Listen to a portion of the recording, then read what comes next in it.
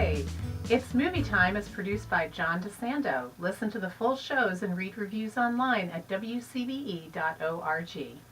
I'm John DeSando. And I'm Mary Yerina. And Mary, this is It's Movie Time. And I'm excited. Right. I'm always excited. And who owns movies but Disney?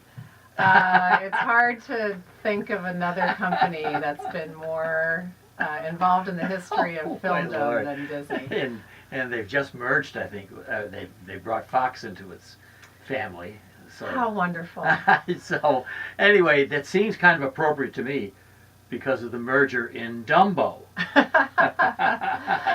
You've got Michael Keaton's Vandermeer overtaking the circus. Yes. Run by Danny DeVito, Mike Medici. Well, and he's actually the Medici brothers, but is but a singular person. There is no brother to Max. So. Well, you know, anybody who takes on redoing Dumbo, a classic. It's a classic, but it's probably not one that stood the test of time when you really go beyond the cuteness of Dumbo and his little mouse companion. There's a reason you don't see it on air very much. There's a lot of racism, the roustabout song, the crows, which are kind of the blackface, which to make even more blackface, the lead crow was actually voiced by a white man. So blackface, and that's the gone. animation. That's not in the current Dumbo. That is not in the current Dumbo. So it was a challenge, I think, for Tim Burton, the director, to really pay homage to, but not recreate Dumbo, because there's a lot of sensitivity and racism in the original production from 1941, 42. Do you think it made a difference not having Johnny Depp? No, not really. Okay. And the reason being is I don't think the script was very strong. Right. I don't know how you felt about the No, script. I agree.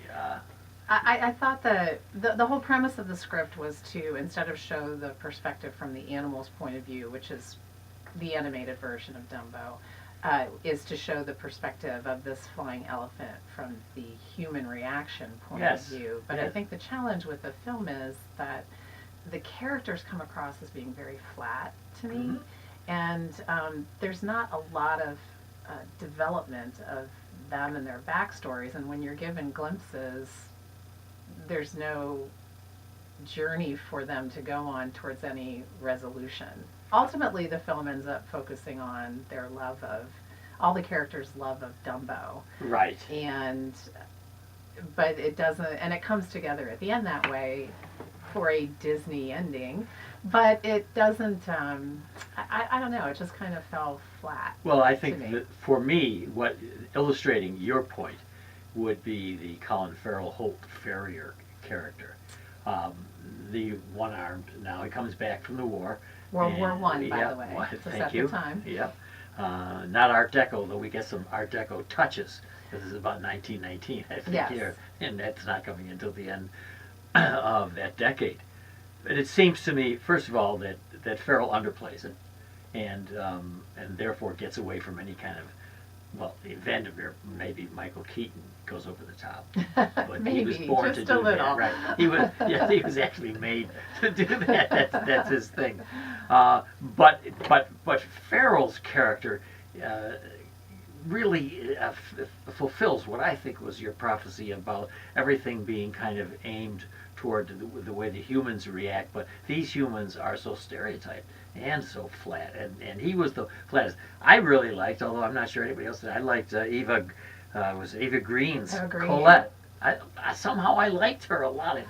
I think she gave the movie some of the heart that I think it was struggling to find in other characters, because of how initially you're not sure about her in her role as Vandermeer's I don't even know what to call her. I don't know if she's a consort or whether she's a partner or something with him. But he clearly references that he discovered her on the streets of Paris and has made her a star. And but she really gives the film heart in terms of, you think she's on Vandermeer's side as the story unfolds, but then she really comes close to Farrier's children and begins to appreciate Dumbo. And in the end, she's somewhat a Vandermeer pawn, like the rest of the circus, right. in terms of building his empire and building his wealth. Yes, yes. But she's a very wonderful actress and Yeah. lovely to look at, and really, Yeah. and the character itself gives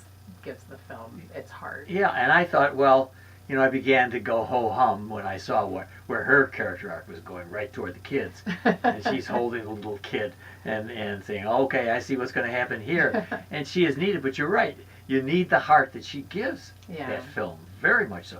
What about the kids? I thought the kids were fine in their roles as to what they were, again, allowed to do. Their characters,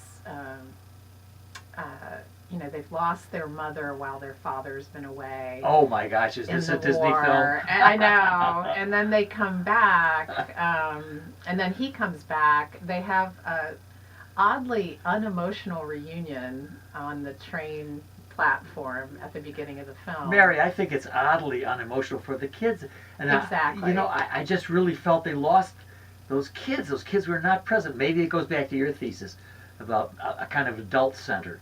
I think it's adult-centered, but it's also, you know, we have to remember this is a Tim Burton film. Right. And there's a lot, when I was watching it, I just thought there was a lot of darkness, not only in the sets, which we join the Medici brothers circus when they have seen better times, and so things are a little rough, things have been sold. It is seedy. It's a little seedy. It is. But not just, and then you introduce Michael Keaton's character, who is, from the get-go, you can tell he's just a little too slick, very sinister.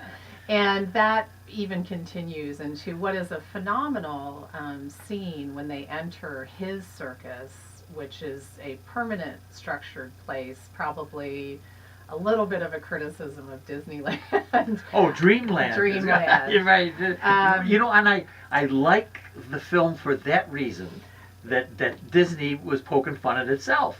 Well, to the extent that Disney allowed right. Tim Burton to poke fun at itself. You are right. It's very controlled, but still. Yeah, but what was great about that scene in this age of CGI, and there's obviously a lot of CGI in this film, in the character of Dumbo and Jumbo, Dumbo's mother, but they actually built the gates to Dreamland and had actual actors in this huge, what would have been a traditional circus parade coming into Dreamland, and it really was kind of awe-inspiring and made you feel a little bit like a kid witnessing this tremendous parade of entertainers and colors and lights and music and very much in the Disney spectacle very tradition, much so. and I thought it well done. And a little nod to Busby Berkeley as well. Oh as my the Lord, circus was that opens. great?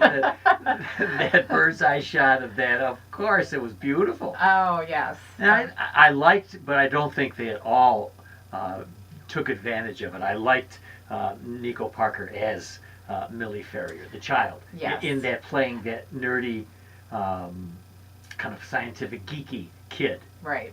I thought that was a good idea. Well, and she almost brought the adultness, the maturity to what everybody else should have been doing, in response to Dumbo and Jumbo and the circus in general. She was kind of the mature adult voice in the wilderness of the circuses. I kind of liked her running running the film, the camera, the primitive camera. Yes. You know, and they're sitting back and doing that. And I said to myself, boy, I could have taken more of her and more in that role. And I could have taken more of a relationship development, if you will, between the kids and Dumbo and Jumbo. Boy, yeah. It was. Because the CGI is amazing of Dumbo. And I actually heard an interview with Tim Burton where he talks about they had to move the elephant's eyes to the front, because for those of you who don't know, elephants' eyes are on the sides of their heads, not front facing. Right. And so to make Dumbo more human, they did move the eyes to the front, which worked wonderfully. I mean, he's incredibly cute, and Well, you really relate to him, and you just wish there would have been a little bit more between him and the children and the other actors. And it's interesting about the eyes. In almost all of those CGI, kid-related, cartoonish ones, the eyes are so important. Mm-hmm. And these eyes, these liquid, lovely eyes, and you know they work. Oh. They worked months on to get the right. You were so right, and exactly where it would be. But when they end up, they're just so lovely. Mm-hmm. You know you're being set up. Oh, yeah.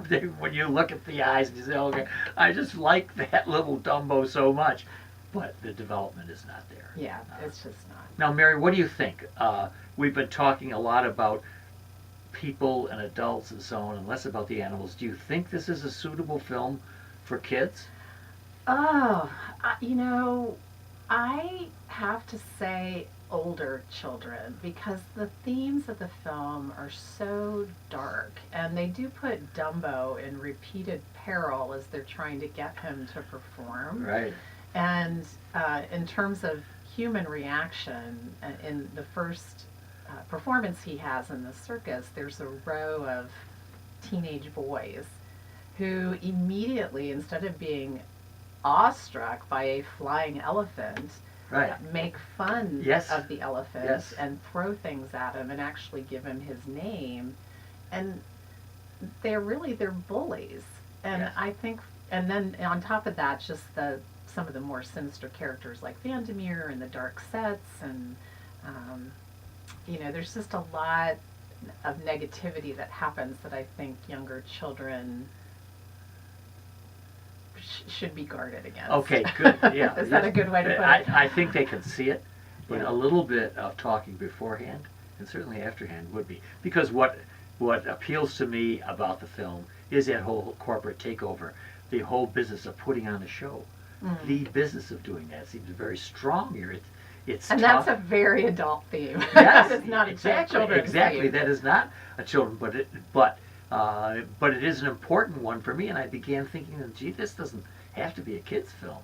I mean, I can just enjoy it, as I enjoy the spectacle of all the mergers that are going on. And when I think of what big business entertainment has become, I think it makes a really good comment on it. But it's hardly the wispy Dumbo. Oh, it's not whimsical.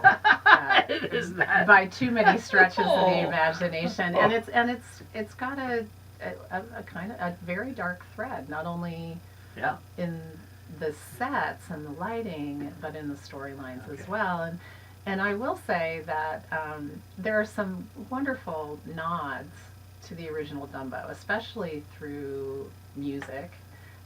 Baby Mine was the very famous Oh, yeah. lullaby from Dumbo, which is Yeah. recreated here. Yeah. In fact, in the original, it was nominated for an Academy Award for Best Original you. Song.